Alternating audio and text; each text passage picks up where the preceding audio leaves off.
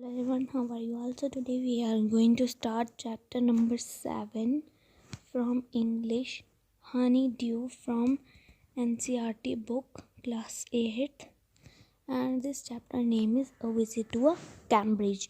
So इस chapter से हमें पता चलता है कि ये एक विजिट है किसी पर्सन का कैम्ब्रिज के लिए. सो इसमें जो विजिट कैम्ब्रिज होता है वो एक विजिट होता है किसी पर्सन का कैम्ब्रिज के लिए. तो जो ये विजिट है हु, अभी ये क्वेश्चन आता है कि who is the person. So the person is himself the author which are going to see is Firdaus Kanga. So Firdaus Kanga जो है ये उनका विजिट होता है, मीन्स ऑथर है, उनका विजिट होता है टू कैम्ब्रिज. सो कैम्ब्रिज कहाँ पर है? Cambridge in England. Okay, so let's see the chapter. Before you read में क्या है ये बताया गया है कि ये स्टोरी है दो एक्स्ट्राऑर्डिनरी जो पीपल्स हैं उनके बीच में. तो उनमें दो एक्स्ट्राऑर्डिनरी पीपल्स कौन से? एक तो हो गए फिरदौस कांगा एंड एक है जिनके बारे में आपने बहुत बार सुना होगा और ये एक फेमस साइंटिस्ट रह चुके हैं जो कि कौन थे? Stephen Hawking. मीन्स ये पूरी तरह से क्या हो चुके थे? पैरालाइज. इनकी बॉडी पार्ट्स नहीं काम करते थे, लेकिन अगर इनको बात करनी होती थी तो कंप्यूटर के जो बटन्स हैं उनकी वजह से ये बात कर सकते थे. ठीक है, सो अब हम देखते हैं स्टोरी. तो स्टोरी में है तो जो फिरदौस कांगा है वो बोल रहे हैं कि जो कैम्ब्रिज है वो मेटाफर है इंग्लैंड का. मीन्स कैम्ब्रिज के बिना इंग्लैंड कुछ भी नहीं है. इंग्लैंड जो भी है कैम्ब्रिज की उधर से है. Means Cambridge is the real England. और ये जो क्या कहते हैं, ये फिरदौस कांगा के लिए एक बहुत स्ट्रेंज बात थी. अब यहाँ पर झटपट से एक वर्ड आ गया, दैट इज़ स्ट्रेंज. मीन्स हैरानी की बात थी, बहुत अजीब सा उन्होंने रिएक्ट किया, लेकिन कब किया ये तो हमें पता ही नहीं है. ठीक है, तो हम उस वर्ड का भी यूज़ नहीं करेंगे, पहले देखेंगे कि स्ट्रेंज क्यों थे. तो पहले स्टोरी जानते हैं उसकी. ठीक है, तो जो फिरदौस कांगा थे जब वो मतलब कैम्ब्रिज से लेफ़्ट कर रहे थे, वापस आ रहे थे, तो क्या हुआ, उनको एक चांस मिला स्टीफन हॉकिंग से मिलने का. देखिए यहाँ लिखा हुआ है, when I left it had become all together something else because I had met Stephen Hawking there. तो उनको एक चांस मिला जो कि उनके लिए बहुत स्ट्रेंज बात थी. मीन्स इतने बड़े पीपल के साथ जो कि बहुत एक साइंटिस्ट है, पैरालाइज्ड मैन है, उनके साथ मिलना ही उनके लिए बहुत हैरानी की बात थी. तो जब वो कैम्ब्रिज से मतलब वॉक कर रहे थे, फुटपाथ होता है इस पर वॉक कर रहे थे, तो उन्होंने मेंशन किया, उन्होंने बताया कि स्टीफन हॉकिंग जो है गरीब मैन थे जिन्होंने मतलब जो डिसेबल्ड मीन्स कोई ऐसा पर्सन जो स्पेशली एबल्ड हो उसको हम डिसेबल कहते हैं. तो उन्होंने कहा कि I started this because I had quite forgotten that this most brilliant and completely paralyzed astrophysicist. तो उन्होंने कहा कि मैंने मतलब कि यहाँ पर एक दिन और रुकने के लिए तय कर लिया क्योंकि मैं एक completely paralyzed astrophysicist के साथ मिलने वाला था. What is astrophysicist? Astrophysicist is branch of science physics you can say. तो उस पर्सन के साथ मिलने वाला जो कि पैरालाइज्ड था और जो साइंस के बारे में जानकारी रखता था. और जब वो कह रहे हैं जब मेरा वॉकिंग टूर ख़त्म हो चुका था, जब मैं कैम्ब्रिज से चल रहा था और वॉकिंग टूर ख़त्म हो गया था, तो वहाँ पर एक फ़ोन बूथ था. फ़ोन बूथ मीन्स वो होता है ना ऐसे क्या कहते हैं, फ़ोन बूथ मतलब जो पब्लिसिटी में लगा होता है, किसी को भी आप डायल कर सकते हैं. ठीक है, तो फ़ोन बूथ उनको मिला और उन्होंने क्या किया, वहाँ से आउटसाइड से क्या किया, स्टीफन हॉकिंग के घर पे फ़ोन किया. स्टीफन हॉकिंग घर पे उसका असिस्टेंट था लाइन पे. उसने उसको बताया कि उन्होंने स्टीफन हॉकिंग को बताया कि एक व्हील चेयर पर्सन इंडिया से आया है ताकि वो आपकी जो ट्रैवल हिस्ट्री है ब्रिटेन की वो लिख सके. तो देन फिरदौस कांगा क्या कहते हैं कि मैंने प्रोफेसर हॉकिंग को उन्हें देखिए लिखा हुआ I had to C.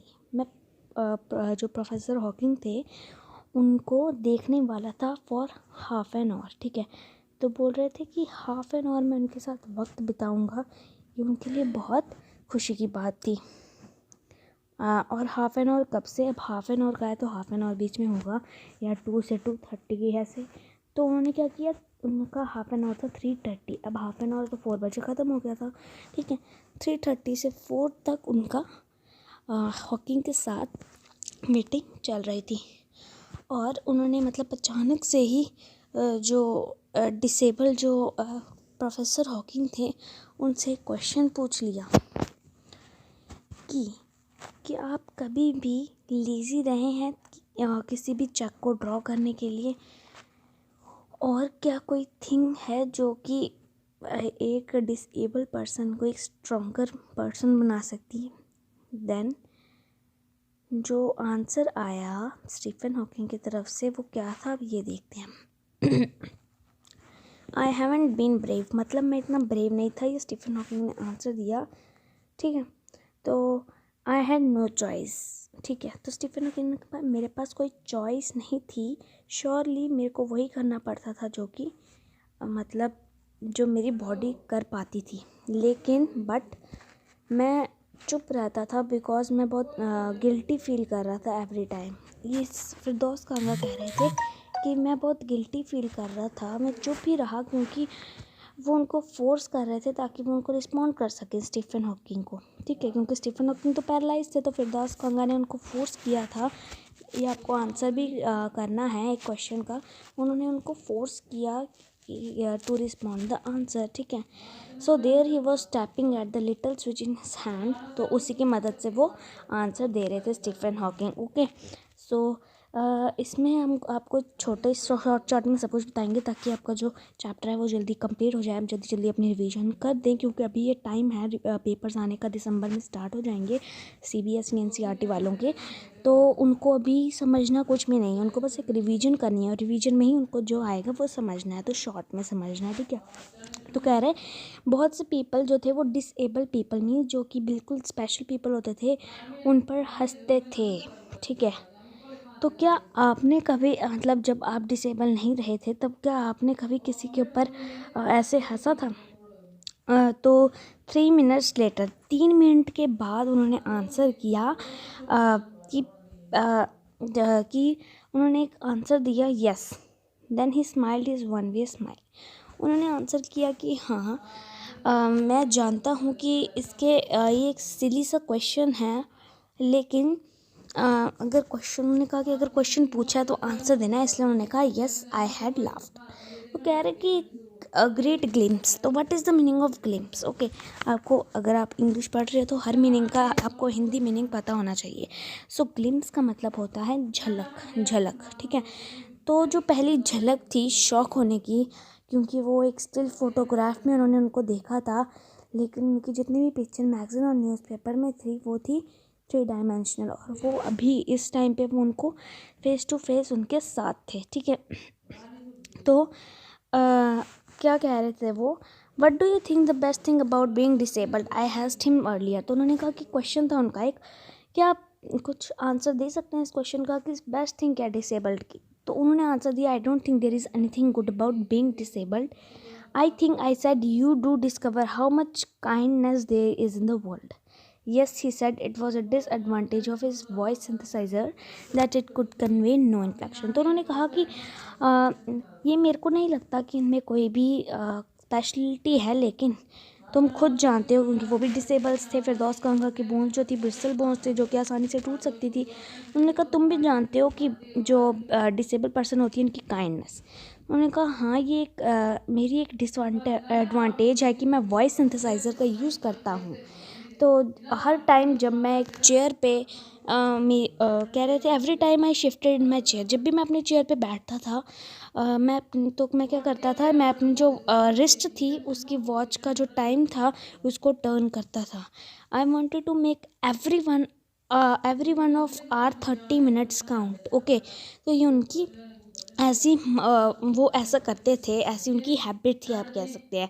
I told him how he had been an inspiration beyond glitch for me and Charlie for others, did that thought help him.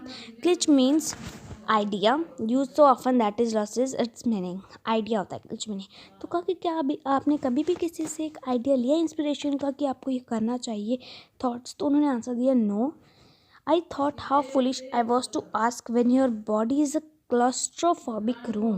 Claustrophobic means जब आपकी बॉडी भी normal हो, suffocating हो।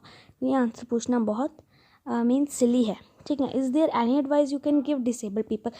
तो उन्होंने कहा कोई ऐसी एडवाइस है जो आप डिसेबल पीपल को देना चाहेंगे। तो उन्होंने आंसर दिया yes there is an advice. और वो एडवाइस क्या थी कि दे शुड कंसनट्रेट, जो डिसेबल पर्सन है उनको अपनी उन चीज़ पे कंसनट्रेट करना चाहिए जिसमें वो अच्छे हैं, ना कि बाकी जो नॉर्मल पीपल हैं उनको देखकर उन्हीं की तरह उनके पीछे टाइम वेस्ट करना चाहिए।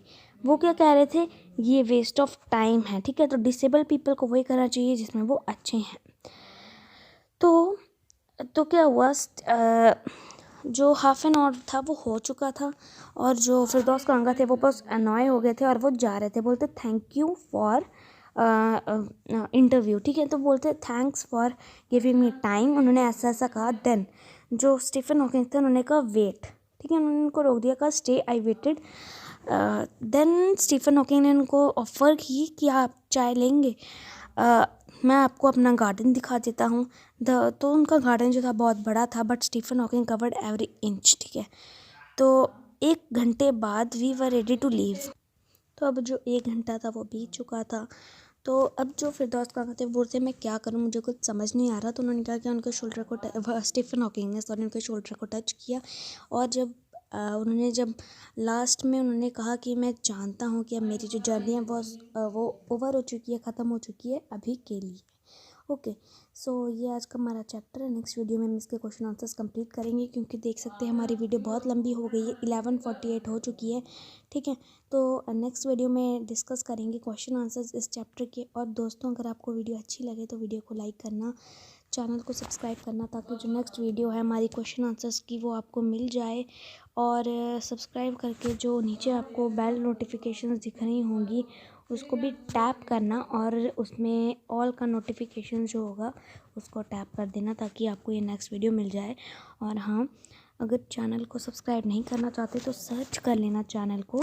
तो चैनल जो है मेरा स्टडी प्रोफेशनल चैनल सर्च करके नहीं आएगा, क्योंकि मैंने अपनी आईडी से बनाया था।